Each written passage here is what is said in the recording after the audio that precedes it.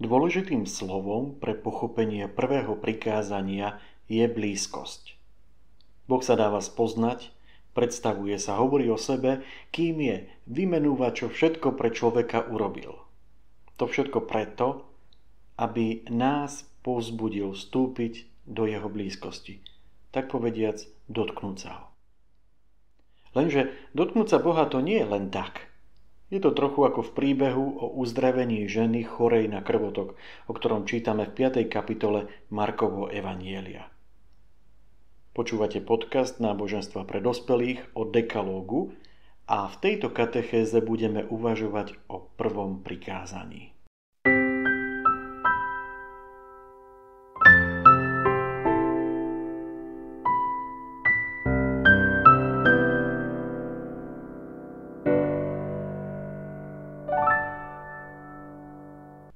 Bola tam istá žena, ktorá mala 12 rokov krvotok. Veľa vystála od mnohých lekárov a minula celý majetok, ale nič jej nepomohlo, ba bolo jej vždy horšie.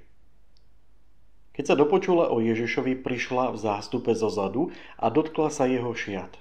Povedala si totiž, ak sa dotknem čo len jeho odevu, ozdraviem. A hneď prestala krvácať a pocítila v tele, že je z choroby vyliečená. Ježiš hneď poznal, že z neho vyšla sila. Obrátil sa k zástupu a pýtal sa, kto sa to dotkol mojich šiat. Jeho učeníci mu vraveli, vidíš, že sa na teba tlačí zástup a pýtaš sa, kto sa ma dotkol? Ale on sa obzeral. Chcel vidieť tú, čo to urobila. Žena, vediac, čo sa s ňou stalo, prišla so strachom a chvením, padla pred neho a povedala mu celú pravdu. A on jej povedal, dcéra, tvoja viera ťa uzdravila. Choď v pokoji a buď uzdravená zo svojej choroby. Na Ježiša sa tlačí zástup ľudí. Každý sa ho chce dotknúť, počuť ho, niečo mu povedať. Každý chce byť blízko. A je tam žena, ktorá sa vlastne k nemu priblížiť nesmie. Podľa knihy Levitikus je rituálne nečistá ona, aj každý, kto by sa jej dotkol. Preto prišla v zástupe zozadu a dotkla sa jeho šiat. Sú aj horšie veci v živote, ako je choroba alebo postihnutie. Napríklad vylúčenie, ktoré je ich dôsledkom. Táto žena bola 12 rokov vylúčená z náboženského, spoločenského, rodinného, ak bola vydatá, tak aj z manželského života. Nikto sa jej nesmel ani dotknúť. Takto hovorí ustanovenie knihy Levitikus. Ak má nejaká žena výtok, a to riadny mesačný na svojom tele, ostane 7 dní vo svojom očisťovaní. Kto sa jej dotkne, je až do večera nečistý. Všetko, na čom bude v čase svojho očisťovania spať, bude nečisté. Takisto všetko, na čom bude sedieť, bude nečisté. Ak má nejaká žena dlhší čas krvotok, mimo času jej očisťovania, alebo ak má výtok dlhší čas ako obyčajne, tu o čase, v ktorom má nečistý výtok, platí to, čo o čase jej riadneho očisťovania je nečistá. Levitikus 15. kapitola. Kto vie, ako veľmi túžila po blízkosti? Nesmel sa jej dotknúť ani jej muž. Nemohla byť matkou, ktorá je na blízku. Nemohla sa priblížiť ani k svojmu Bohu. Bola vylúčená z kultového života. Blízkosť je kľúčovou témou prvého prikázania desatora. Ja som Pán tvoj Boh. Dekalóg začína tým, že Boh sa dáva spoznať, predstavuje sa, hovorí o sebe, kým je, vymenúva, čo všetko pre človeka urobil. Boh sa dáva spoznať tak, pripomína katechizmus, že spomína svoje všemohúce, láskavé a oslobodzujúce konanie v dejinách toho, na ktorého sa obracia. Ja som ťa vyviedol z egyptskej krajiny, z domu otroctva. Ako by tým nabadal človeka, ver mi, spoľahni sa na mňa, príjmi moju lásku. Katechizmus hovorí, že prvé prikázanie zahŕňa vieru, nádej a lásku. Zdá sa, že žena z nášho evanjeliového príbehu verila Bohu a z viery čerpala milosť pre svoj morálny život. Tak to hovorí aj katechizmus. Náš morálny život má svoj prameň vo viere v Boha, ktorý nám zjavuje svoju lásku. Žena verila Bohu a vo svojej viere bola aktívna. Verila, že Boh ju môže a chce uzdraviť. A tak investovala svoje prostriedky a síly do lekárskej starostlivosti. Evanjelista hovorí, že bola chorá 12 rokov a že si v chorobe veľa vytrpela a minula celý majetok, ale nič jej nepomohlo, ba bolo jej vždy horšie. A napriek tomu nestratila vieru. Vidíme, že nerezignuje. A zároveň vidíme aj to, že rešpektuje pravidlá, aj tie o rituálnej čistote. Ja som Pán tvoj Boh, ktorý ťa vyviedol z egyptskej krajiny, z domu otroctva. Nebudeš mať iných bohov okrem mňa. Neurobíš si modlu ani nejakú podobu toho, čo je hore na nebi, dolu na zemi alebo vo vode pod zemou. Nebudeš sa im kláňať ani ich uctievať. Čítame v knihe Exodus.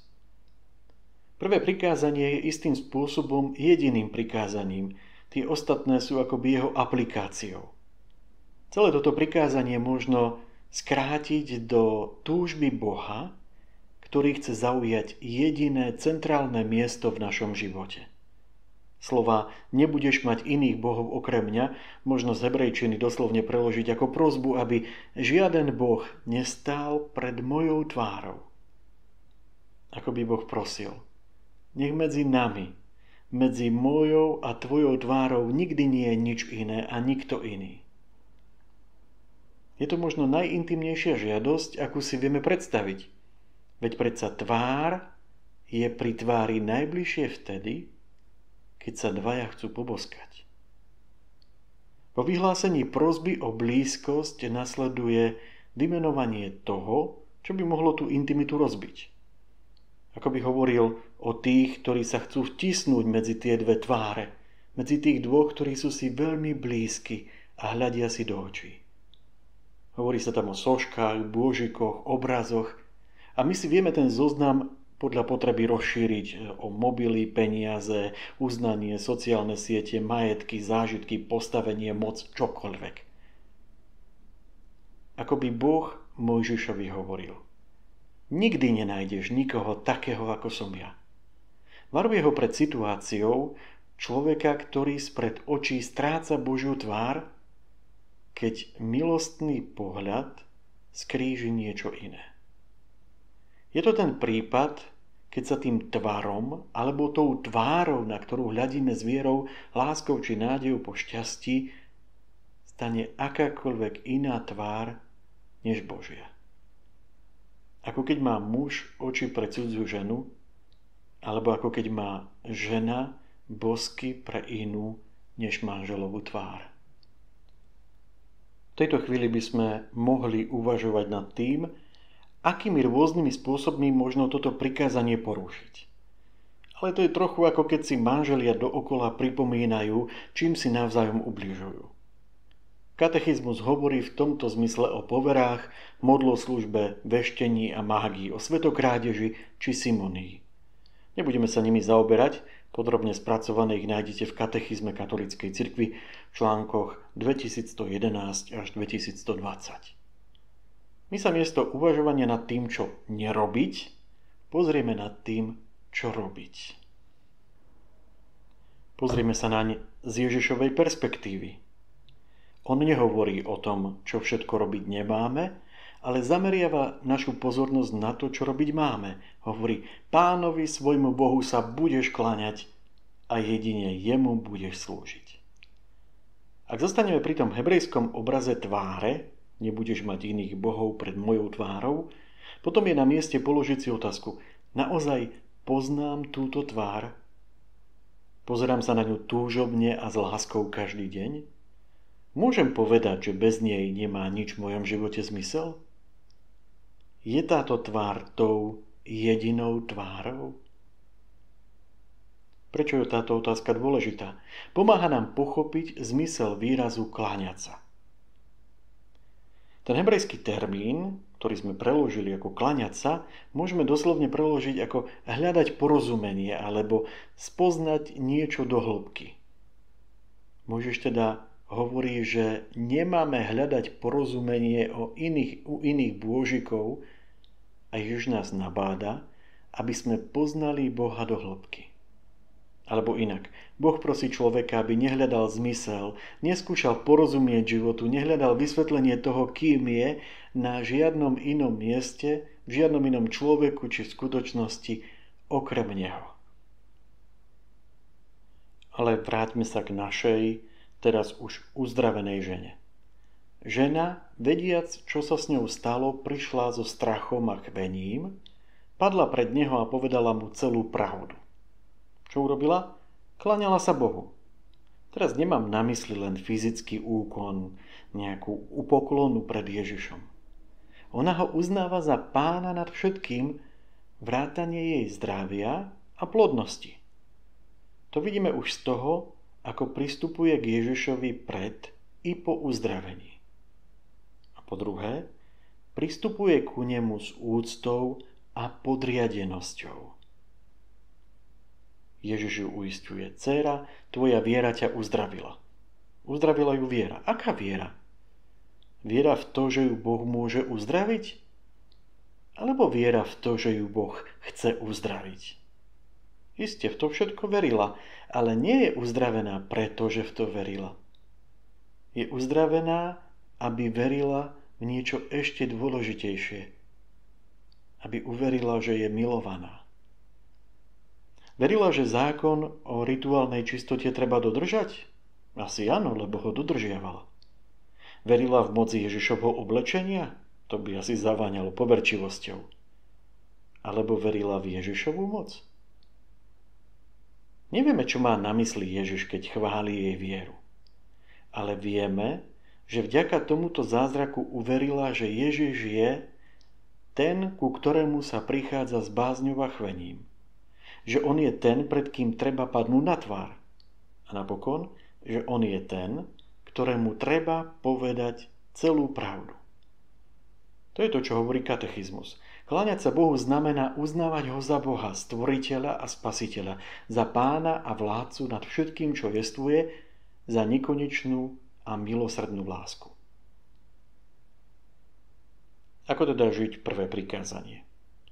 Žiť s Bohom tvárou v tvár. Katechizmus to nazýva čnosťou nábožnosti. Kláňať sa Bohu, modliť sa k nemu, vzdávať mu právý kult, plniť prisľúbenia a sľuby, ktoré mu boli dané. Čnosť je trvalý návyk, každodenný zvyk konania nejakého konkrétneho dobra. V tomto prípade je tým dobrom nábožnosť. Nábožný je človek, ktorý sa modlí k Bohu, vzdáva mu pravý kult, plní svoje sľuby za každých okolností, v šťastí, v nešťastí, v zdraví, v chorobe, vždy, keď Boh plní všetky jeho priania, i vtedy, keď koná úplne naopak, nezávislo od pocitov a okolností, ho miluje a ctí každý deň. S nábožnosťou je to podobné ako s manželstvom. Kde kto povie, že to nedokáže, že na to nemá sily. Dobrá správa je, že podobne ako pri manželstve, to nie je len o nás, ale o našej spolupráci s Božou milosťou. Pretože, už to bolo spomenuté, desatoro to nie sú len príkazy a zákazy, sú to aj prisľúbenia. Boh nehovorí nemaj iných bohov a nekláňaj sa im.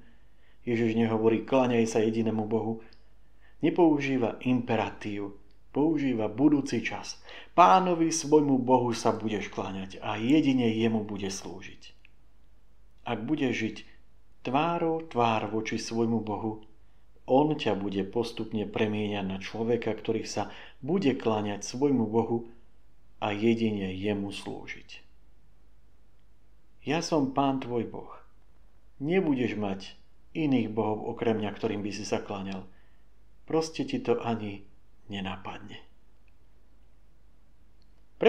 Preformulujte si prvé prikázanie tak, aby to boli vaše slová, vaše vyznanie. Napríklad, Ty si Pán môj Boh, ktorý ma vyviedol z otroctva. A tu si môžete doplniť otroctvá, z ktorých vás Pán vyslobodil.